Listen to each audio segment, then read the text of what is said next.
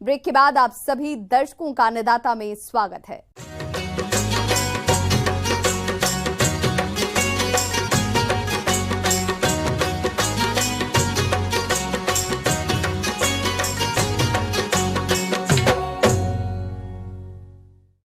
हमारे प्रदेश के जो किसान भाई टमाटर की खेती कर रहे हैं, उनको इस फसल से अधिक उत्पादन मिले, इसके लिए फसल में कुछ जरूरी कार्यों जैसे खरपतवार नियंत्रण, सिंचाई, उर्वरकों का प्रयोग और पौध संरक्षण उपायों को करना होगा।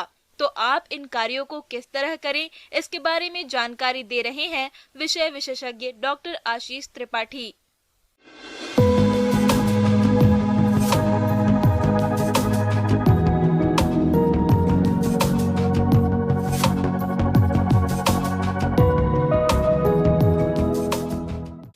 जो हमारी बहुत प्रमुख सब्जी है टमाटर, जो विटामिन सी का भी स्रोत है और हम जिसको कच्चे रूप में भी, सब्जी के रूप में भी, सुखाकर, सूप के रूप में, तमाम रूपों में उपयोग करते हैं।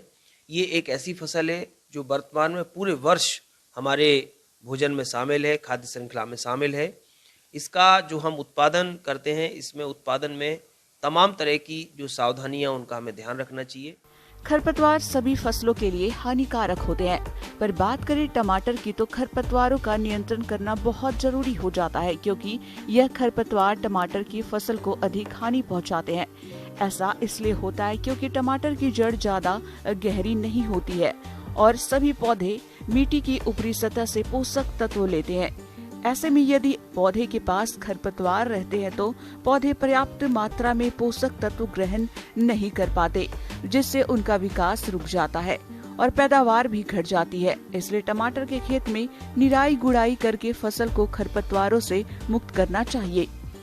आजकल तो जो डिटर्मिनेट टाइप की वैरायटी आती है, जिनमें स्टैकिंग हम करते हैं, पौधों को सहारा देने का काम करते हैं, तो वो बहुत जल्दी हमें 20 दिन का हमारा टमाटर हो लगे हुए और हम स्टैकिंग शुरू कर दें। स्टैकिंग करने का सबसे बड़ा जो फायदा है वो है कि बीमारियों का प्रकोप कम होता है, कीड़ों का प्रकोप कम होता है और पौधों को ज़्यादा मात्रा में प्रकाश का जो प्राप्ति होती है, तो उनमें फलन काफ़ी अच्छा होता है। तो ये एक बहुत अच्छी प्रक्रिया है। टमाटर में स्टैकिंग करने से ही हम 15 से 20% उत्पादन बढ़ा सकते हैं। किसान भाइयों, किसी भी फसल से अधिक उत्पादन प्राप्त करने के लिए सिंचाई का अहम योगदान होता है।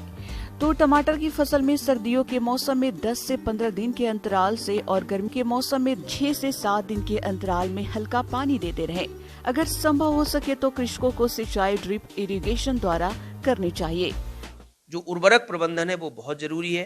टमाटर एक इंडिकेटर प्लांट है। इंडिकेटर प्लांट का मतलब है कि जो 16-17 प्रकार के पोषक तत्व हैं, वो टमाटर में पूरे के पूरे जो पोषक तत्वों के लक्षण अगर कमी है तो दिखाई देते हैं। प्लांटिंग करने के बाद हम लगातार इस बात का ध्यान रखें कि हमें नत्रजन युक्त उर्वरकों का उपयोग बहुत संतुलित और समन्वित मात्रा में करना है। अनावश्यक रूप से नत्रजन उर्वरकों का उपयोग करने में या ज़्यादा उपयोग करने में हमारी बीमारियों का फैलाव ज़्यादा होता है। तो वर्तमान में जो नई तकनीकी है, जैसे नैनो यूरिया है, नैनो डीएपी है, इनका हम उपयोग करें और एनपीके जो घुलनशील 19-19 या 18-18 आता, उसको हम ड्रिप से या स्प्रे के माध्यम से हम पौधों को दें, जिससे संतुलित मात्रा में पोषक तत्वों की आपूर्ति पौधों को होगी और निश्चित तौर पे हमारा उत्पादन भी अच्छा होगा। टमाटर की फसल में फल छेदक कीट का प्रकोप अधिक होता है। पहले इस कीट की इल्लियां पौधों की कोमल पत्तियों, तनों एवं फूलों को खाती है। उसके बाद यह सुड़ियां कच्चे पके टमाटर के फलों में छेद करके उनके अंदर गुद्दा खा जाती है। ऐसे टमाटर खाने लायक नहीं रहते हैं। इस कीट के नियंत्रण के लिए कीटग्रस्त फलों को तोड़कर नष्ट करें। इसके अलावा खेत में 20 फेरोमोन ट्रैप प्रति हेक्टेयर की दर से लगाएं। रात्रि के समय खेतों में प्रकाश प्रपंच लगने चाहिए।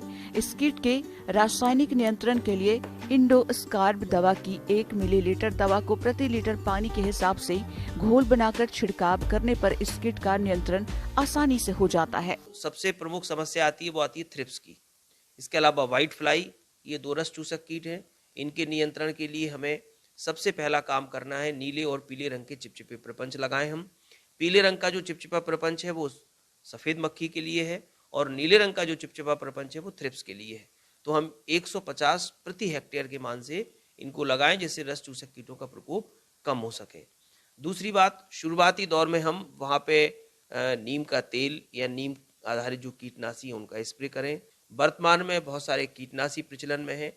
अगर रस चूसक कीटों का प्रकोप हो रहा है तो आप एसिटामिप्रिड, थायोमेथॉक्सैम, ये तो अच्छे कीटनाशी हैं। इनका हम 150 ग्राम मात्रा को 400 से 500 लीटर पानी में घोल के प्रति हेक्टेयर के मान से इनका स्प्रे करें।